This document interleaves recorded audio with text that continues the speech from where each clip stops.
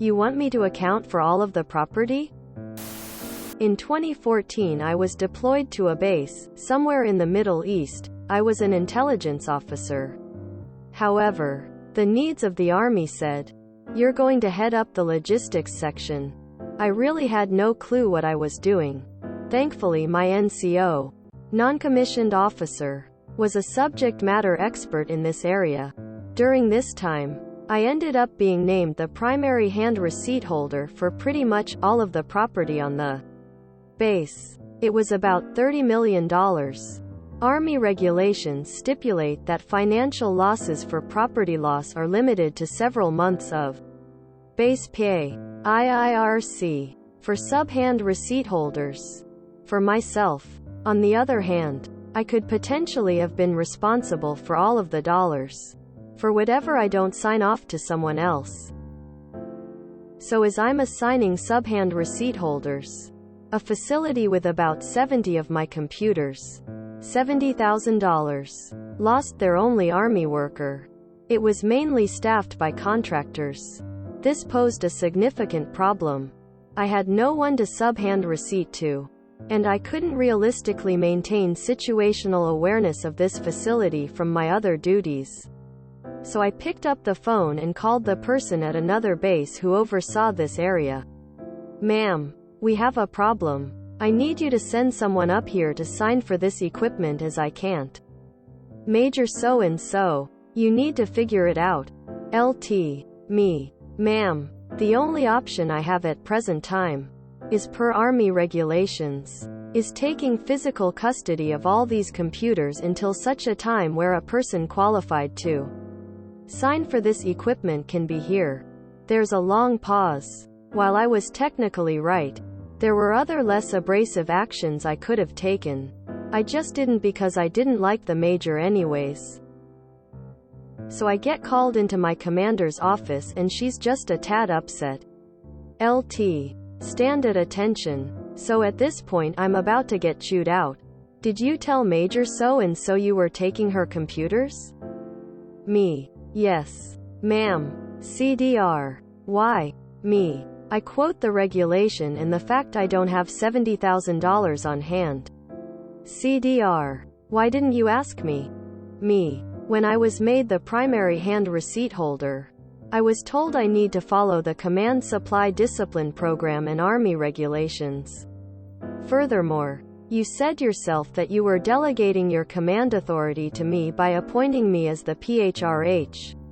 In doing so, as it pertains to property, I have sole discretion to act when there is not a sub-hand receipt holder available." CDR. "Yes. You are correct. I will appoint someone to sign for this. Please don't threaten field-grade officers." Me. "Roger that. Due to my actions I was the only person to leave my position on time and had 0 investigations for property loss leveled against me. We also transferred and/or cut over $15 million worth of equipment.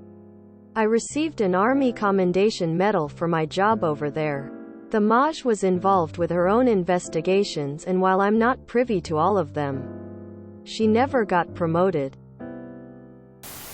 When I was there my sub-account was only worth about $1 million but it was scattered around with a couple of pieces in every Air Force building on the base. True accountability and control was impossible. I'd drive past a compound one day and everything seems normal only to drive by the next day and find the compound gone. No buildings, no vehicles, no people, no one willing or able to tell me where they went, just gone. I couldn't account for about a quarter of it when I left, but in the search for my stuff I found $500,000 worth of stuff that my predecessors had lost and gotten written off over the years. I searched every building on base I could talk my way into for that gear. I am more and more convinced the military is basically any Fortune 500 company with different corporate speak and a license to kill. As a sailor, one of my major collateral, extra with no benefit, duties was test equipment coordinator for the ship. 514 so individual pieces. And OMG the teeth pulling to make sure they didn't go missing. Miscalibration periods. We had INSURV and I actually got commended for my 142 reports of lost equipment. I also had an inventory, and went through it, and sort of condensed it, by looking at it, and looking up all the ICN and relating back to major equipment use. And returning everything not related to the position, or the general use items, then got a lot of the Class E off as well. Returning 2 broken drill bits on different days to replace with new. And then returning another broken piece as surplus. Losing 1. Then the same for files, screwdrivers and pliers. As a part was considered sufficient, got it down to a 2-page affair. And anything that was excess vanished off inventory. Friend had a 30-page list. And using the same method he got it down to 10 pages. Returning around 10 tons of junk, mostly for obsolete equipment that was still on the list. Stores was not happy at all when he turned up 5 days in a row with a 10-ton forklift and pallet to drop the stuff off. Though the one day he did have to go borrow a 20-ton forklift, seeing as the 10-ton could not lift the particular gantry at all. Fantastic. I feel your pain. I was delegated all the COMSEC equipment at XXX location. One piece was missing, worth about $20,000. I had a trail of who had it last, what department, and the officer in charge was a guy I'd come to know a little. Nice guy, so I told him if it didn't turn up, his department would be listed as loss responsible. He cast a wide net and it amazingly turned up one day. As radio systems manager on Ramstein, I had 100 accounts to manage. One group sent a pallet of gear to the desert, but wasn't sending a body with it, so the TSGT E6 bullied an airman, I think an E3, into signing for the gear, telling him to get the custodian at the receiving end to sign for it. The receiving end laughed at him and took the equipment. When it turned up missing, they tried to burn the E3. Guess who investigates those reports of survey? Me. I pinned on the NCOs at both ends for abusing an airman who didn't even know what he was signing for. Magically, the unit decided to accept the loss and write it off. When I was a contractor in Afghanistan, they made me sign for 58 pages of IT equipment despite my objections. There's no way to hold me or any contractor liable, let alone collect payment. It's probably streaming porn to Taliban today. Could also post to our malicious compliance. That was an interesting story. It gave me insight into something I knew nothing about.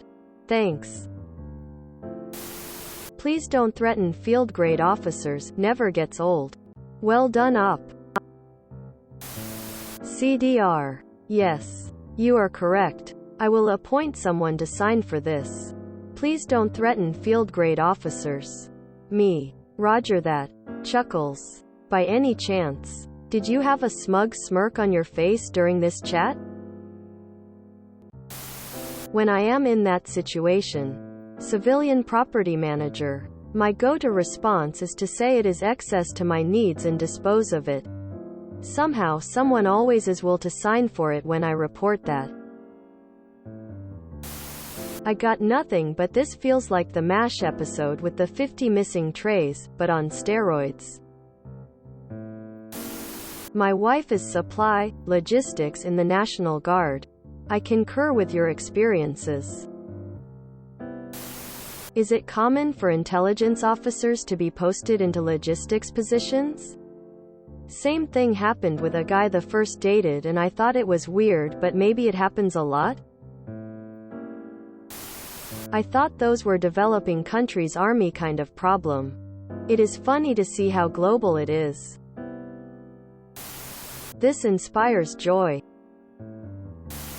When I was in the army, the way we did it was a new CO spent weeks looking at layouts and checking serial number and signing the master hand receipt, and then having senior NCOs sign for their property at the same time. You should have found an E7 or so to sign for the major's PC. Laughs in Fee Kit SL 3x50. Quote. Please don't threaten field grade officers. Me. Roger that. Gold. If you enjoyed this video, please check out our playlists full of similar content. Epic Eracast is like doom scrolling for your ears. Please like, share, and subscribe.